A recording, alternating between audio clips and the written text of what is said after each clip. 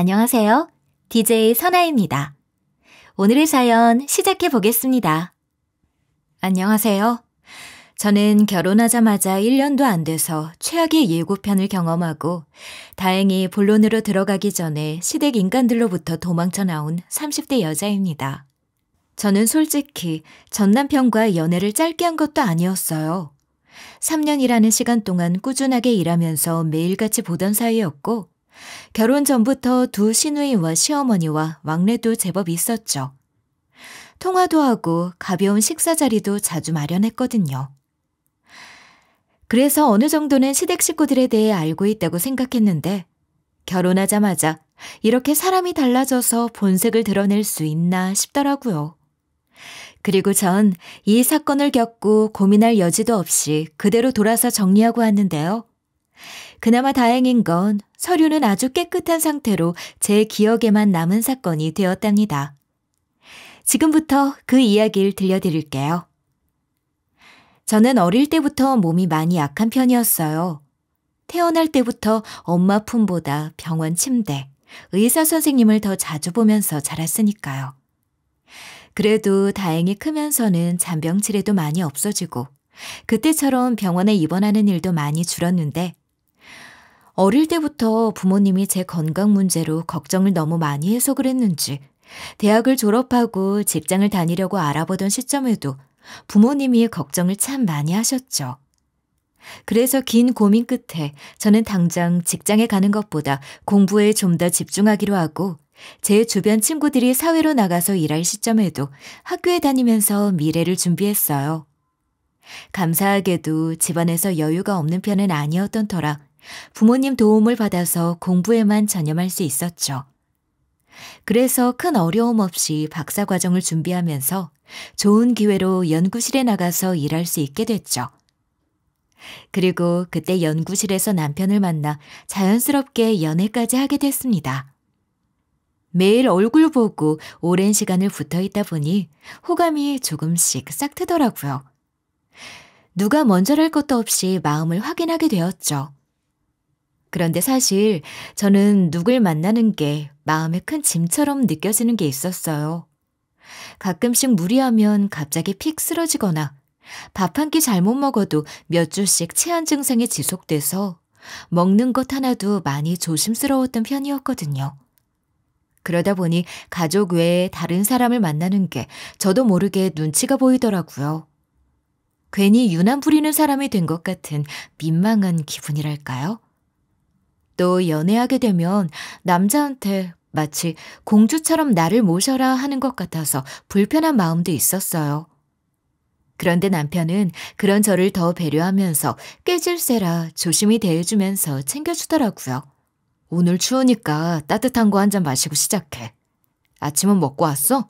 아니, 어제 우리 조금 매운 거 먹고 헤어졌었잖아. 그것 때문인지 속이 쓰려서 도저히 아침은 못 먹겠더라고. 맨날 아파서 이러는 나 보고 있으면 자기도 힘들겠다. 미안해. 미안하긴 또 눈치 본다. 그럼 더 아프다니까. 내가 자기 챙겨주는 재미로 사는 거 몰랐어? 나를 어떻게 보고 말이야. 나 같으면 지겨울 것 같은데. 아프단 말 달고 사니까. 내가 그래서 누구 만나는 것도 못하고 살았던 것 같아. 우리 식구면 몰라도 피 끼치는 것 같아서. 소화제, 감기약, 영양제. 내가 가방에 다 챙겨 다니니까 언제든 말만 해. 그리고 나한테 숨기지 말고 무조건 다 말하고. 어차피 우리 곧 가족들 사이 아닌가? 그리고 난 자기 챙겨줄 게 많아서 좋더라. 내가 첫째라서 그런지 몰라도 챙겨줄 사람 생기면 필요한 존재가 된 것 같고 좋아. 남편은 시간이 갈수록 변함없이 저를 챙겨주고 조심스럽게 대해주는 남편이 고마웠어요. 이런 사람을 만나게 해줘서 감사한 일이라는 생각까지도 했죠. 그래서 저는 이런 사람을 만나게 된 것에 대해 늘 감사했습니다. 그래서 그 감사함을 저도 어떤 식으로든 갚고 싶다는 생각을 자주 했어요. 그래서 남편이 저를 챙기는 것만큼 저도 시댁에 인사를 자주 하려고 했죠. 시댁은 외동이었던 우리 집과는 달리 세 남매를 시어머니 혼자 키워내느라 형편이 좋지는 않았거든요. 원래 아버님이 살아계실 때는 작게라도 사업을 하던 게 있어서 어렵진 않게 살았는데 돌아가시면서 아버지가 남기고 간 빚부터 시작해서 형편이 힘들어졌다고 하더라고요.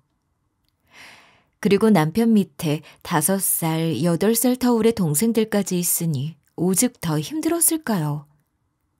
그걸 저도 알게 되면서부터는 뭐 하나라도 시어머니랑 동생들 걸 챙겨주게 되더라고요. 별것 아닌데 내 거 사면서 같이 샀어. 동생들하고 어머니 갖다 드려. 아, 이럴 필요 없다니까. 괜히 돈 쓰지 말래도. 당신이 충분히 잘하고 있는 거 아는데 그래도 여자들 마음은 내가 좀 더 잘 알잖아. 가끔 다른 사람한테 화장품 선물 받고 그러면 여자들은 기분 좋아지거든. 근데 이게 이상하게 내 돈으로 사기는 조금 아까워. 어머니 거랑 동생들 거 안에 따로 담았으니까 헷갈리지 말고 잘 전해줘. 그리고 당신이 나 챙겨주는 거에 비하면 이건 아무것도 아니야. 그리고 한 번씩 남편의 유년 시절을 들으면 믿기 힘든 이야기도 참 많았습니다. 나 어릴 때 소원이 뭐였는지 알아? 배 터지게 먹고 자는 거였어. 그게 정말 소원이었다고? 어머, 동생들하고 나랑 저녁마다 같이 누우면 배에서 얼마나 꼬르륵 대는 소리가 큰지. 서로 그 소리 난다고 놀리고 웃고 매일 그렇게 자는 게 일상이었는데 어느 날 보니까 엄마 배에서 그 소리가 더 크게 나는 거야. 난 우리만 배고픈 줄 알았는데 그게 아니었던 거지. 이런 이야기를 들으면 우리가 꼭 다른 시대를 살았던 것 같은 느낌까지 들더라고요. 제 나이에 밥 걱정하고 살았던 사람은 많지 않았으니까요. 자기 살아온 이야기 들을 때마다 너무 가슴 아파. 난 그때 아무 생각 없이 부모님 품에서 너무 편하게 살았던 것 같기도 하고. 당신은 일찍 철들었는데 난 아직도 애 같을 때가 있어. 내가 첫째라서 그런 것도 있었을 거야. 그때는 참 매달 급식비 내는 것도 왜 그렇게 힘든지. 겨우 엄마가 어디서 구해왔는지 며칠 뒤에 내고 준비물 못 챙겨가서 맞고 그러는 건 당연했던 것 같아. 가난하니까 모든 게 엉망이 되더라고. 그 이후로 내가 다짐했던 것 같아. 내가 열심히 살아서 이 가난을 끝내야겠다. 당신이 왜 책임감이 이렇게 큰지 알겠다. 고생 많았네. 난 가끔 당신 동생들 부럽다는 생각은 했거든. 난 외동이라서 이런 오빠가 있었으면 얼마나 좋았을까 싶었는데 당신한텐 그게 너무 큰 책임감이었겠구나. 첫째 숙명이랄까. 괜찮아. 그래서 아마 결혼 준비 본격적으로 시작하면 나한테 실망할 수도 있을 거야. 응? 실망을 왜 해? 이 나이 먹도록 결혼 준비 하나도 제대로 못했거든. 지금 모아둔 돈도 많이 없고 이것밖에 없냐고 웃을 수도 있어. 근데 난 좀 안 쓰고 덜 먹더라도 우리 엄마하고 동생한테는 뭐든 배부르게 많이 사주고 싶더라고. 그때 듣던 꼬르륵 소리 다시는 듣기 싫어서. 그래도 남편 인성을 보면 그런 것쯤은 문제될 게 하나도 없었어요. 그런 건 걱정하지 않았으면 좋겠는데. 난 그런 걸로 자기한테 실망 안 해. 정말? 그 말 진심으로 하는 거야?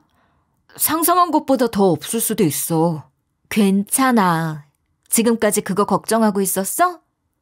난 당신이 어떻게 살아왔고 얼마나 좋은 사람인지 다 아는데. 그리고 우리 사이에 돈 조금 더 모으고 더 가지고 그런 게 뭐가 중요해? 난 이렇게 한결같이 챙겨주고 가족들 잘 살피는 좋은 오빠이자 착한 아들인 당신이 얼마나 대단해 보이고 좋은데. 그러니까 이런 상황 때문에 괜히 자기가 미안해하고 주눅들고 그러지 않았으면 좋겠어.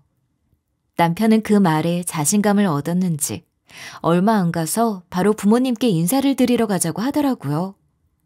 절 만났을 때부터 결혼 생각은 오래전부터 마음을 먹고 있었는데 돈 문제 때문에 계속 눈치 보고 번번이 때를 놓친 것 같았어요. 제가 사실 넉넉한 형편은 아닙니다. 모은 돈도 많지 않고요.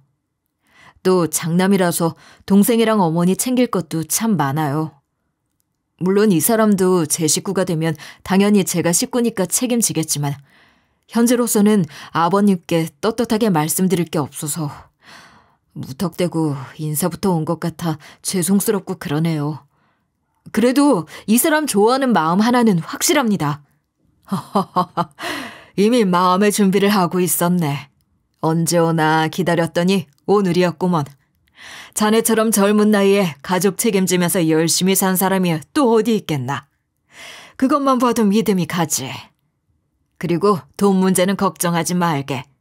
둘이 살 집이랑 결혼 자금은 우리 쪽에서 준비할 테니까 부담 갖지 말고 받아. 왜 당신이 생색을 내? 내 명의로 된 아파트 하나 있는데 그거 둘이 살라고. 신축은 아니어도 평수도 꽤 넓으니까 나중에 애 낳고 살기에도 괜찮을 거야. 우리 사위 오는데 내가 그것도 못 해줄까? 정말 감사합니다. 제가 꼭 살면서 갚겠습니다. 두 분께.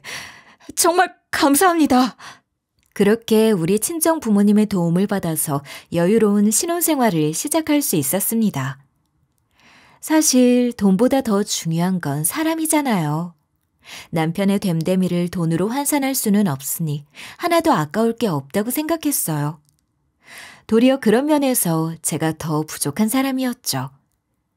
그렇게 신혼집 입주를 2달 정도 앞두고 있으면서 우리는 곧 그 집에서 보내게 될 미래를 생각하면서 행복한 시간을 보냈어요. 식탁이며 소파 하나 고르는 것도 마냥 들뜨고 좋더라고요. 그리고 그 무렵에 저도 가족이 된 시어머니와 두 시누이와 좀 더 가까이 지내야겠다는 생각을 했습니다. 아들 장가 보내는데 도움도 못 줬다는 생각이 들어서 그랬는지 제 눈치도 많이 보고 그러는 것 같아서 제가 분위기도 풀 겸 먼저 다가가는 게 좋겠다고 생각했죠. 아가씨, 우리 조만간 맛있는 거 먹으러 가요. 어머니 모시고 주말쯤 어때요? 이번엔 저녁만 먹고 오지 말고 그 주변에 수목원도 있다던데 콧바람 쐬고 오면 더 좋을 것 같아요. 네? 좋죠. 너무 좋아요. 언니가 데려가는 식당은 다 비싸고 좋은 데더라. 그러니까 저 사진 찍어서 친구들한테도 자랑했잖아요. 엄마도 좋아하겠어요. 그리고 시누이는 제가 하고 다니는 것에 관심도 많았습니다. 저만 만나면 힐끗 쳐다보는 게 느껴지더라고요. 물론 저하고는 4살 정도밖에 차이가 안 났지만 시누이 둘 다 20대다 보니 이제 갓 사회생활을 시작해서 번 돈으로 많은 걸 살 수 없단 걸 저도 잘 알고 있었죠. 왜요? 이 귀걸이 마음에 들어요? 아가씨 한번 해볼래요? 네? 아니요. 아니에요. 언니하고 잘 어울려서 쳐다본 거예요. 야, 언니가 하니까 어울리지. 너한테는 아니거든? 꿈도 꾸지 마. 나보다 아가씨가 더 잘 어울릴 것 같은데? 한번 해봐요. 비싼 것도 아니야. 그리고 이런 상황을 가장 보기 힘들어하는 게 시어머니였어요. 제가 말 꺼낸 게 민망할 정도로 호되게 두 시누이를 혼내기까지 하더라고요. 얘들이 정말 왜 이래? 새언니 부담스럽게. 이러면 다시는 같이 안 만나.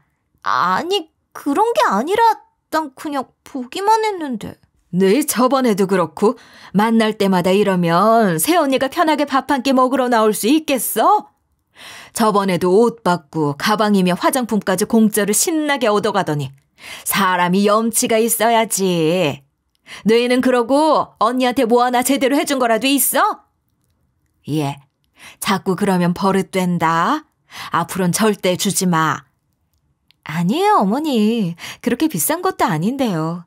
그리고 저도 이 나이 때는 갖고 싶은 게 많아서 아가씨 마음 이해해요. 괜히 혼내고 그러실 거 없어요. 안 그래도 너한테 미안한 게 한두 개가 아닌데. 아휴, 우리 애들까지 이러니.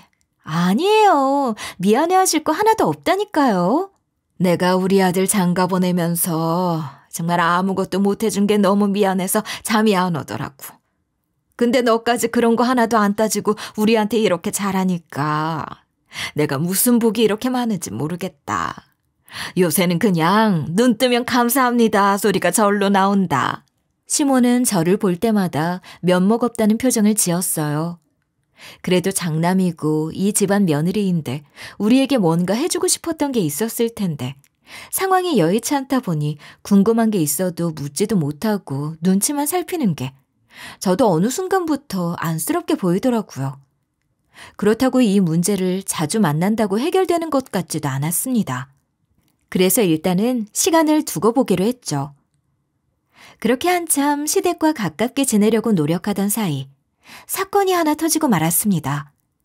하루는 직장에 가 있던 아빠가 연락이 와서 저에게 대뜸 어떤 남자가 찾아왔다고 하는 겁니다. 이게 무슨 일이냐 대체? 생전 처음 보는 놈이 아침부터 회사에 찾아와서 너하고 1년 넘게 만났다고 하는데 아휴 내가 참 답답해서. 네? 모르는 남자가요? 잘못 찾아온 거 아니에요? 너 사진 보여주고 우리 딸은 이미 결혼할 사람이 있다고. 이 사람이 진짜 맞냐고 화내면서 물으니까 그제야 아무 소리 못하고 오해가 있었다면서 도망치듯 가더라. 너 뭐 아는 거 없어? 모르겠는데. 대체 누구지? 이런 건 그냥 넘길 일 아니다. 제대로 알아봐야지. 여기까지 찾아올 정도면 너 팔고 다녔을 수도 있다는 뜻이잖니. 주변에 잘 알아봐라. 오늘은 퇴근하고 꼭 박서방이랑 같이 가고. 절대 혼자 다니지 마. 위험하니까. 알았어요. 걱정 마세요. 저도 알아볼게요.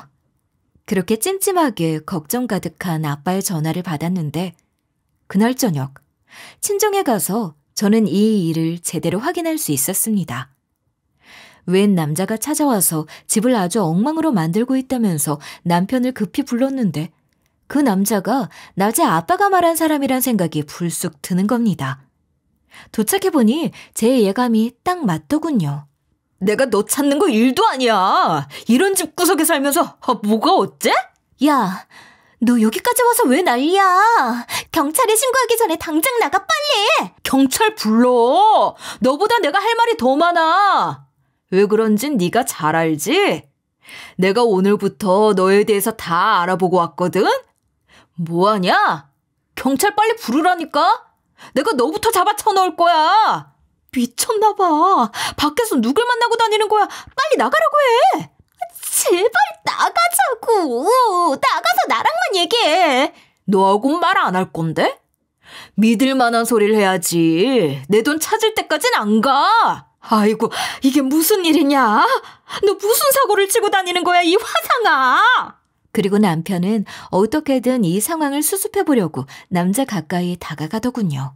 일단 진정하고 앉으세요. 네? 우리도 뭘 알아야 해결해 드릴 거 아닙니까?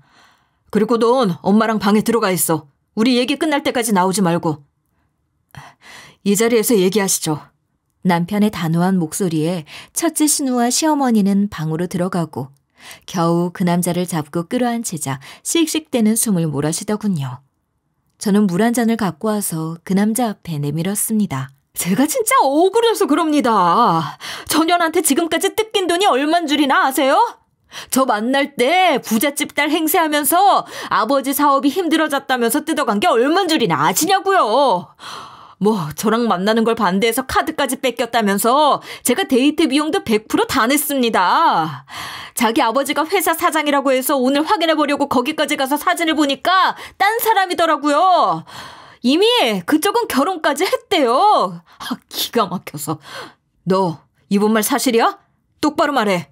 그게 내가 일부러 그러려던 게 아니고 어쩌다 보니까. 말 제대로 안 해? 어쩌다 보니 이렇게 된 게 어딨어? 둘째 신우는 남편보다 제 눈치를 보더군요. 그동안 저를 사칭해서 속이고 다녔으니 그럴 만도 하죠. 얼마나 둘째 신우가 다른 사람으로 보이던지. 그동안 힘든 형편에 열심히 산다고만 생각했지 범죄나 다를 바 없는 이런 짓을 뒤에서 하고 다닐 줄은 생각도 못했습니다. 안 그래도 오늘 아침에 아버지한테 들었어요. 어떤 사람이 회사까지 찾아와서 저랑 만나고 있다고 그랬다고요. 보니까 아가씨가 이분하고 만나면서 저라고 속인 것 같은데 그거 엄청난 범죄예요. 알아요? 나한테도 정말 못할 짓 한 거라고요. 뭐야, 그게 아버님 회사였어? 너 진짜 미쳤어? 아주 돌았구나. 순간 남편은 화를 참지 못하고 부들부들 떨며 둘째 신우를 노려봤습니다. 나도 처음엔 솔직하게 말하려고 했는데 나를 막 다르게 봐주니까. 재밌다, 재밌어. 그러니까 이분이 진짜였던 거네. 다른 사람도 아니고 새언니 팔아서 사기치고 다니니까 좋냐? 너 같은 사기꾼은 콩밥을 먹어봐야 정신을 차리지. 이런 거지 같은 집구석에 살면서 나와서는 공주님 대접받고 싶었냐? 어? 내가 절대 그냥은 안 넘어간다. 너한테 갖다 바친 돈이며 가방 내가 다 받아낼 거야. 얼마입니까? 그 돈 내가 어떻게든 해결해 드릴 테니까 말씀해 보세요. 이번 달까지 5천 만들어 오세요. 하루라도 늦으면 우리 이 집이 아니라 경찰서에서 본다고 생각하시고요. 내가 저 여자 인생이 불쌍해서 그동안 사줬던 가방값 몇 개는 뺐어요. 그거 팔면 1년은 살겠다, 네 수준에. 그리고 한 입으로 두말하지 마시고요. 확실히 날짜 지키세요. 네, 제가 책임지고 연락드릴 테니까 오늘은 이만 가시죠. 그리고 다시는 집으로 찾아오는 일 없었으면 좋겠습니다. 앞으로는 그리고 저하고 얘기하세요. 그리고 남자가 나가자마자 둘째 신우는 무릎을 꿇고 앉아 싹싹 빌었습니다. 그리고 방에 들어가 있던 첫째 신우와 시어머니도 눈치를 보며 거실 한 구석에 나와서 아무 말도 못하고 벽에 꼼짝없이 붙어있더라고요. 저를 볼 면목이 없었을 겁니다. 오빠, 잘못했어. 내가 진짜 잘못했어. 언니, 한 번만 용서해주세요. 미안해.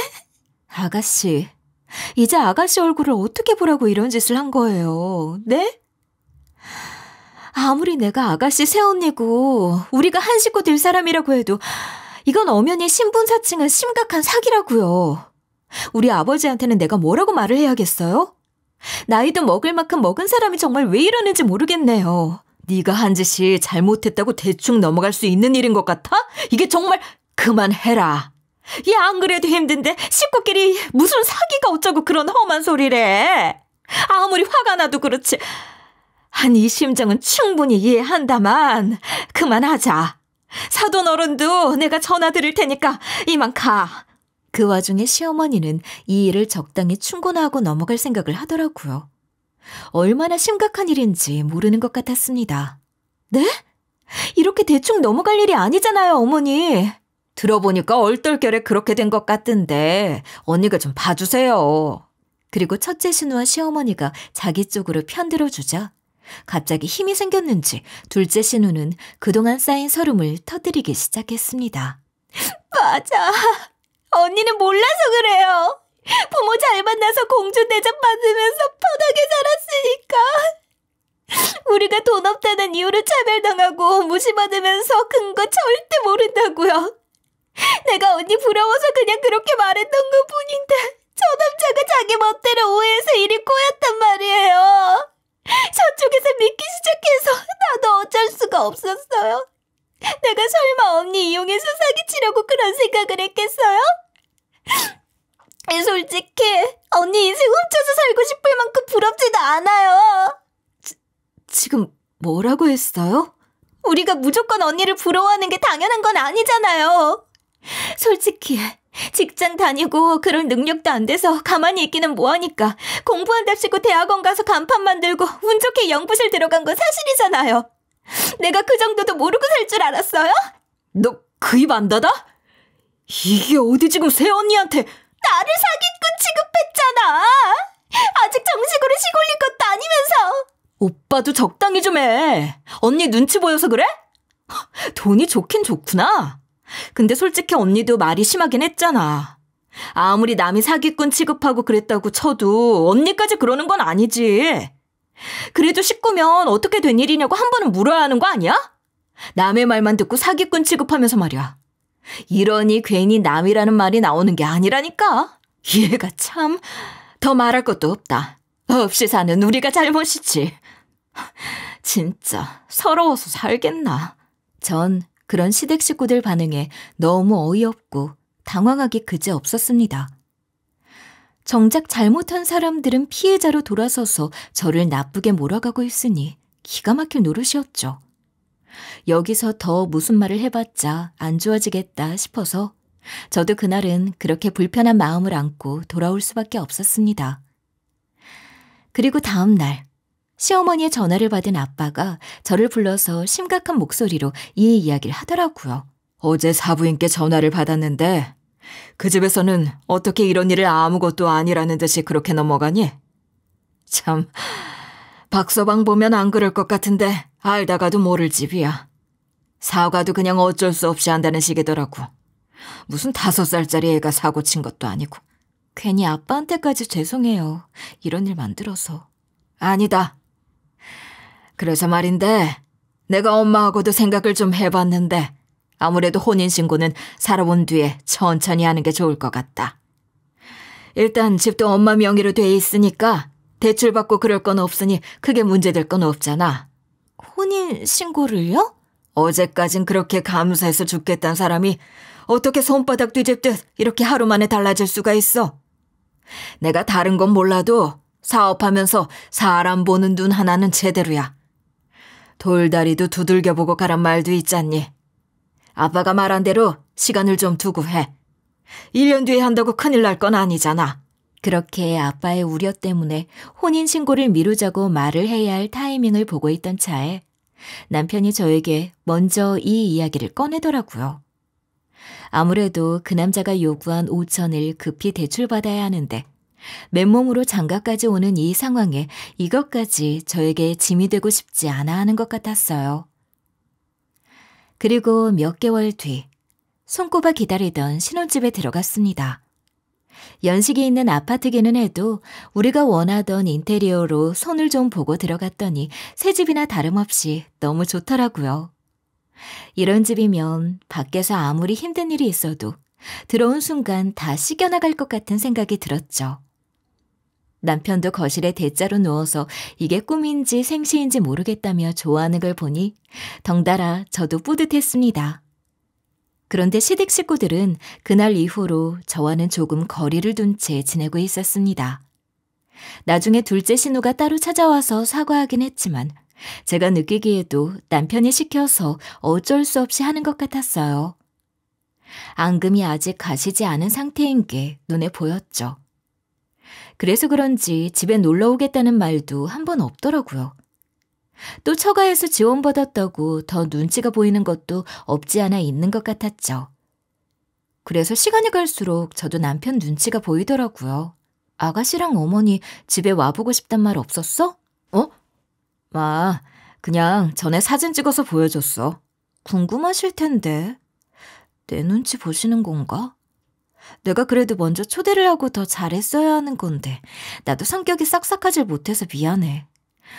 실은 내가 그날 들었던 말이 아직도 좀 상처로 남아있는 것 같기도 하고 그래서 아무렇지 않은 척 대할 자신이 없더라고. 아니야. 나도 시간이 좀 걸릴 문제라고 생각해서 괜히 당신 부담될까봐 얘기 안 꺼냈던 거야. 우리 식구들도 당신한테 그날 너무 안 좋은 모습을 보이고 그래서 민망한 것 같더라고. 내 동생들은 당신 모습이 마냥 부러웠었나 봐. 같은 여자로서 그럴 수 있잖아. 그랬구나. 더 시간 가기 전에 집들이라도 해야겠다. 이번에 내가 연락해볼게. 그때만 해도 꼬여있던 실타래를 푸는 것처럼 지난 일을 풀고 맞춰가는 과정이라고 생각하면서 저도 그날 일을 넘기기로 했어요. 사실 결혼식 전에 둘째 신우를 따로 만나서 그렇게 되기까지 일을 자세히 듣긴 했지만 제 머리론 이해가 되지 않더라고요. 바로잡을 수 있는 기회는 충분히 있었을 텐데 말이에요. 그래도 아직 저보다는 어리고 제 상황을 그렇게 부러워했다니 의도한 건 아니어도 그럴 수도 있었겠다고 하면서 애써 좋은 식으로 생각하려고 노력했습니다. 그래서 얼마 뒤에는 꼬박 이틀에 걸쳐서 준비한 음식으로 집들이 초대도 하고 전만큼은 아니더라도 자주 보고 밥 한 끼라도 같이 더 먹으려고 제 딴엔 노력을 많이 했어요. 이런 시간을 자주 갖다 보면 그날 일도 서로 기억에서 사라지지 않을까 하고요. 그런데 애써서 음식을 만들고 초대했던 날, 어쩐지 전과는 사뭇 달라진 분위기에 저도 모르게 당황스러웠습니다. 와, 이 집을 이제야 와보네? 살아생전 와본 게 어디니? 다 죽고 나면 초대받는 줄 알고 있었다. 아무리 초대가 늦어져서 서운함이 있다고 해도 이런 식으로 절 앞에 세워두고 대놓고 비꼬는 듯한 말을 하진 않았었는데 전 그게 지난 일 때문에 그렇다고 생각하고 좋게 넘어가려고 섭섭한 마음은 있었지만 그래도 한 번은 꾹 참고 넘겼습니다. 집 정리하고 그러느라고 정신이 없었어요. 너무 늦어져서 죄송해요. 마음처럼 제가 빨리 연락을 못 드렸네요. 배고프시죠? 얼른 앉으세요. 제가 한다고 한 건데 입에 맞을지 모르겠네요.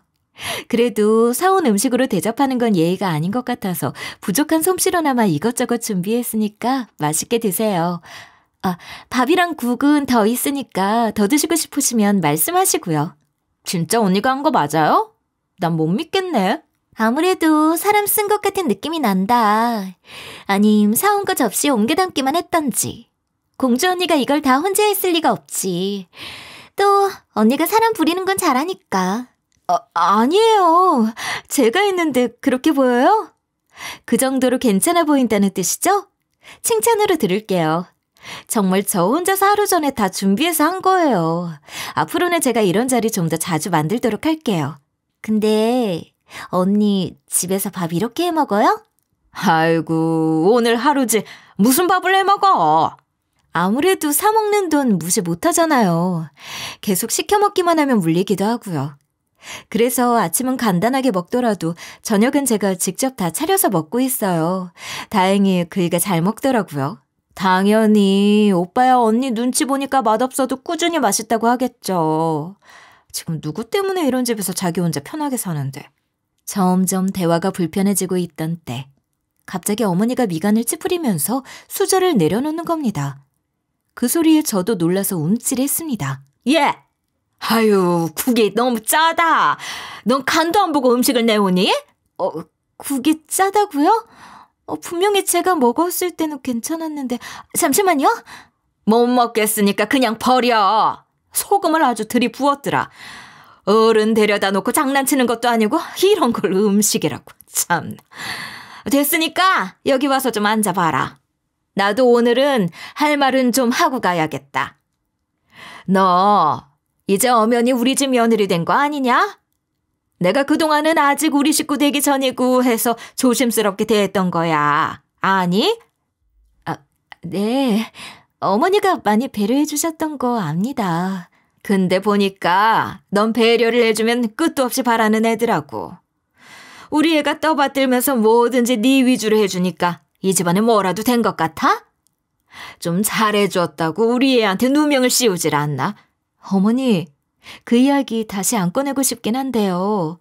누명은 아니었잖아요. 어딜 감히 토를 달아? 시어머니가 돈이 없으니까 우습냐? 언니, 그냥 가만히 좀 들어요. 왜 그렇게 엄마 말을 다 이겨먹으려고 해요? 그런 게 아니라 제가 무슨 나쁜 짓이라도 한 사람처럼 그렇게 말하시니까. 그런데 주방에서 기웃대던 둘째 신우가 갑자기 깔깔 웃으면서 시선을 끄는 겁니다.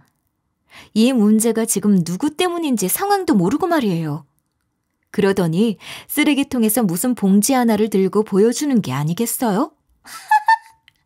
내가 찾아버렸어요. 어쩌나?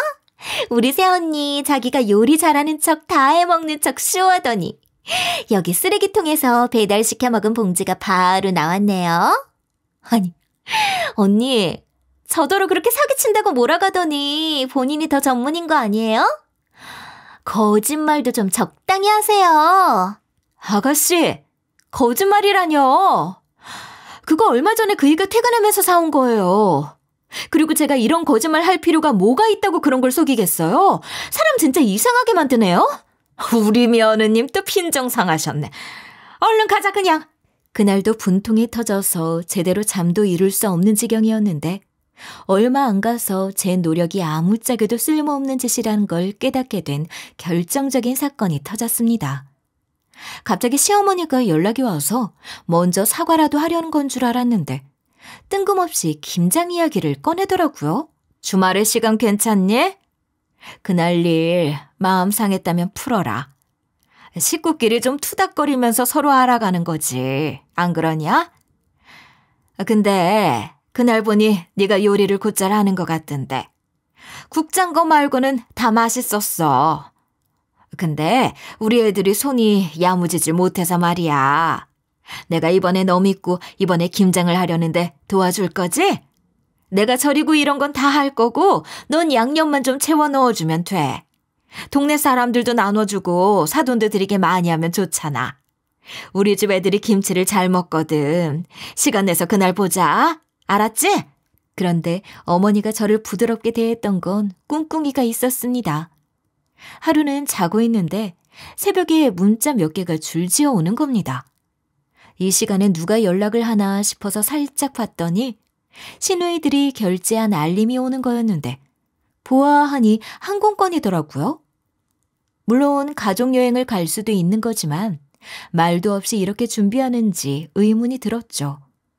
근데 그때 둘째 시누이가 남편한테 문자를 보내왔더라고요. 오빠, 우리 그때 홍콩 여행 간다고 했던 거 있잖아. 오빠 걸로 일단 항공권 끊었어. 우리 다음 달에 월급 나오면 갚을게. 근데 이거 언니한테는 무조건 비밀이야? 비밀 지켜?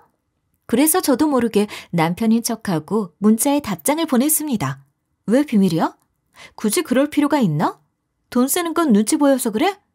언니도 이제 결혼했으면 공주놀이 적당히 해야지. 이번에 엄마 쉬게 해주려고 효도여행 가는 건데 당연히 언니는 여기서 할 일을 해야지. 안 그래? 오빠는 모른 척하고 있어? 우리가 다 알아서 할 테니까. 그리고 그 말의 의미를 출발하는 일정을 확인해 봤더니 바로 알 수 있었습니다. 이것들이 아이의 작당하고 주말에 절 오라고 해놓고 저한테 그 많은 김장을 독박으로 시킬 작정이었더라고요. 근데 제가 미쳤나요? 그걸 미련하게 이 인간들 먹으라고 혼자서 하고 있게?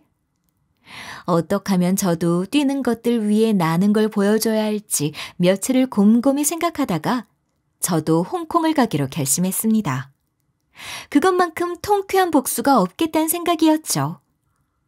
아니나 다를까. 김장 당일에 어머니는 절 골려줄 생각에 아주 들뜬 목소리로 연락이 왔더라고요. 그리고 전 서운한 며느리 역할에 충실하게 답할 준비가 돼 있었습니다. 속으론 제가 더 낄낄 비웃으면서 말이죠. 예, 어쩌니? 내가 갑자기 홍콩에 딤섬을 먹으러 가게 돼서 말이야. 갑자기요? 아니, 오늘 김장하자고 해놓고 어떻게 말도 없이 그러세요. 이 많은 걸 저 혼자서 다 하라는 거예요? 아무리 제가 밉고 싫어도 이건 너무하잖아요, 어머니. 어쩔 수 없다잖니. 너 미워하고 그래서 그런 게 아니라니까. 일이 그렇게 됐어. 그날 보니까 집들이 음식도 잘만 하더구먼. 말로만 할 줄 안다고 큰소리 치지 말고 이 기회에 진짜 실력을 좀 보여주면 되잖니. 그리고 김장은 시집 올 때 기본으로 배워서 왔겠지? 그렇게 잘난 집에서 경우 없이 안 가르쳤을 리는 없고. 너 혼자 해도 거뜬해. 내가 갑자기 그냥 오게 된 여행이라서 너한테 말을 못했는데 맛있게 잘해놓고 기다리고 있어. 알았지? 어머니, 그렇다고 어떻게 저 혼자서 이걸... 너무하시네요, 정말. 너무하긴. 이제 우리 집 며느리 됐으면 신분 정리를 확실히 해야지. 이제 넌 부잣집 외동딸도 아니고 공주님도 아니야. 이제부터는 내 밑에서 일하는 종이야, 종. 알겠냐? 우리 집안에 종이 왔는데 김장날엔 내가 쉬어야지. 안 그러냐? 어머니, 종이라고요?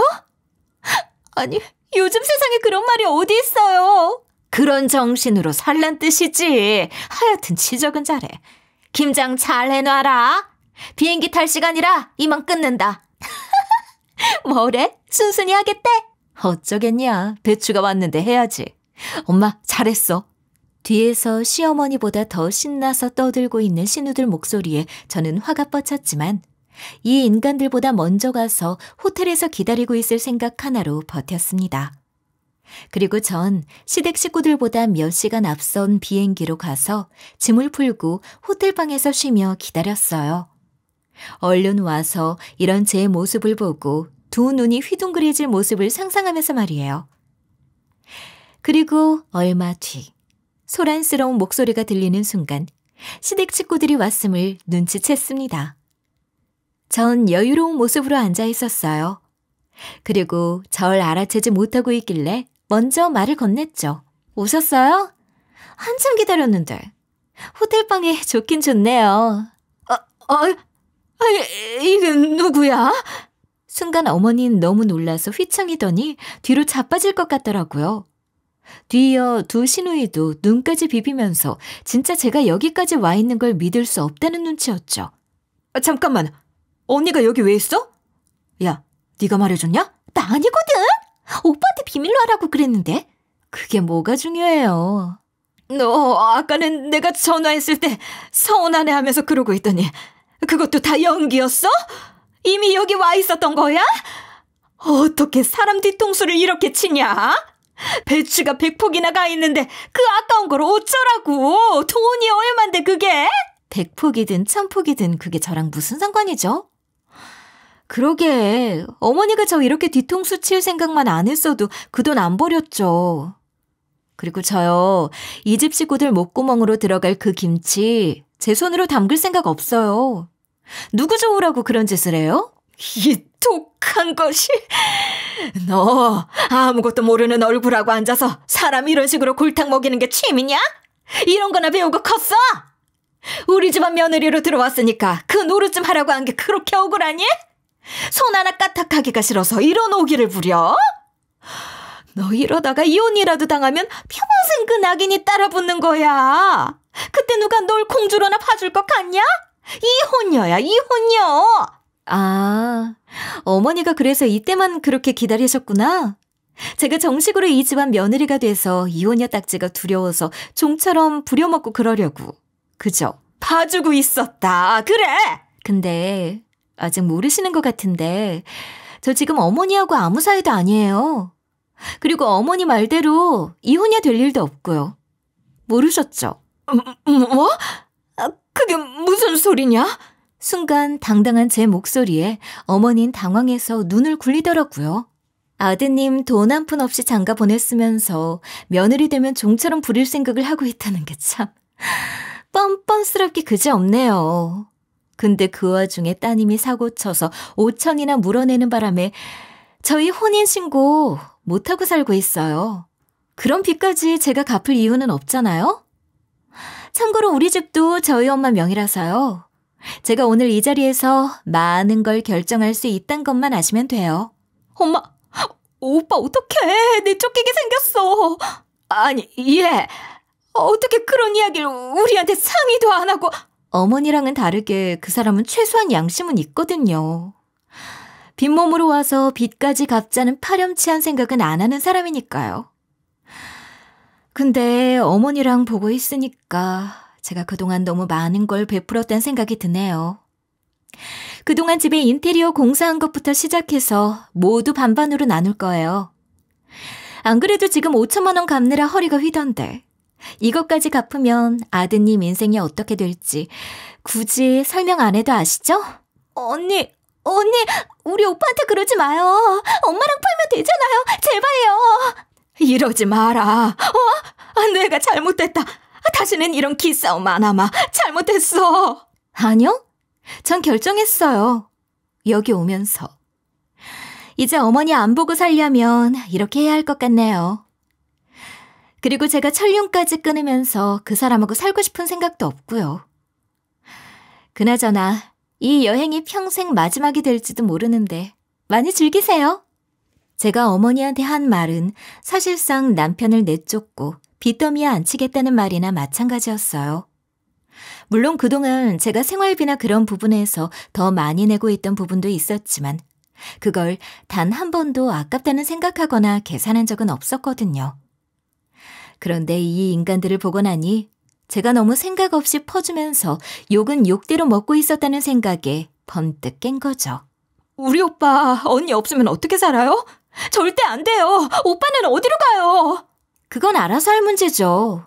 제가 그것까지 알려드려야 하나요? 아, 그거 하나는 확실히 알려드릴 수 있어요. 평생 집안의 가장 노릇하면서 착실히 살아온 오빠 인생 그렇게 내몰고 엉망으로 만든 거. 순전히 당신들 때문이라는 거. 그동안 오빠가 그 많은 빚까지 갚으면서 용돈 보내고 그랬던 게 누구 돈이라고 생각해요? 이제부터 남의 도움 없이 각자 힘으로 살아보세요. 사람이 어쩜 이렇게 염치가 없을 수가 있어요? 그리고 그날 저는 남편의 짐을 전부 싸서 밖에 내놨습니다. 물론 아무 죄 없는 그 사람에겐 모질게 이렇게 구는 게 쉬운 결정은 아니었지만 남편이 식구들과 연을 끊고 살 사람이 아니라는 건 너무 잘 알았기 때문에 시댁 식구들과 확실한 정리를 위해서는 어쩔 수 없는 결정이었죠. 나중에 시누이들과 시모는 자기들 때문에 이런 일이 벌어졌다는 걸 반성한다면서 저를 찾아와서 마음을 돌려달라고 사정사정했지만 이미 제 마음에서는 모든 게 바닥난 상태였습니다. 언니, 다시는 언니 앞에 안 나타날 테니까 오빠만 받아주세요. 엄마도 지금 반성하고 있고 우리 진짜 오빠 앞에 나타나지 않고 살기로 했어요. 우리 집 이러다가 길에 나앉게 생겼어요. 오빠가 그러는데 집 팔아야 할 것 같대요. 네? 언니가 한 번만 용서해 주세요. 제가 그 빚도 나중에 어떻게든 갚을게요. 오빠는 아무 잘못 없어요. 내가 오빠 책임져야 할 사람이라도 돼요? 잘못한 것도 모르면서 오빠만 받아달라면서 사정하는 것도 정말 끝까지 염치 없네요. 잘못했다 얘야. 내가 그동안 널 벼르고 있었던 게 아니고 내 말 잘 들으라고 한번 겁만 주려고 했던 거야. 정말 나쁜 뜻으로 한 건 아니었다. 그러니까 우리 좋게 풀고 넘어가자. 부탁이다. 내가 이제 그런 짓 절대로 안 하고 평생 존중하고 너 하라는 대로 할게. 전 이 집안 먹여 살리는 사람도 아니고 종도 아니에요. 그러게 평소에 기본이라도 좀 하지 그랬어요. 제가 돈을 바라고 이 집안에 시집 온 것도 아니었고 큰 걸 바라는 것도 아니었는데 그게 그렇게 어려우셨어요? 애처럼 떼쓰지 말고 가세요. 그런다고 해결될 일 아니니까. 그리고 전 남편에게 집에 들어간 비용의 절반을 보내달라고 했습니다. 그래도 계산은 깔끔하게 해야 할 것 같았죠. 남편은 그래도 양심이 있는 사람이라서 그런지 제 선택을 존중해줬고 순순히 제가 말한 것도 다 따르겠다고 하더라고요. 시누이들처럼 앓는 소리도 한 번 안 하는 걸 보니 저도 마음이 좋진 않았습니다. 그리고 전 그 집안에서 하루빨리 며느리란 이름을 벗어 던져버렸습니다. 그렇게 남편과 헤어지고 나서 얼마 뒤 저는 생각지도 못했던 곳에서 남편을 마주쳤습니다. 바로 아빠 회사였죠. 오랜만에 본다. 나 아버님 덕분에 여기서 일하고 있어.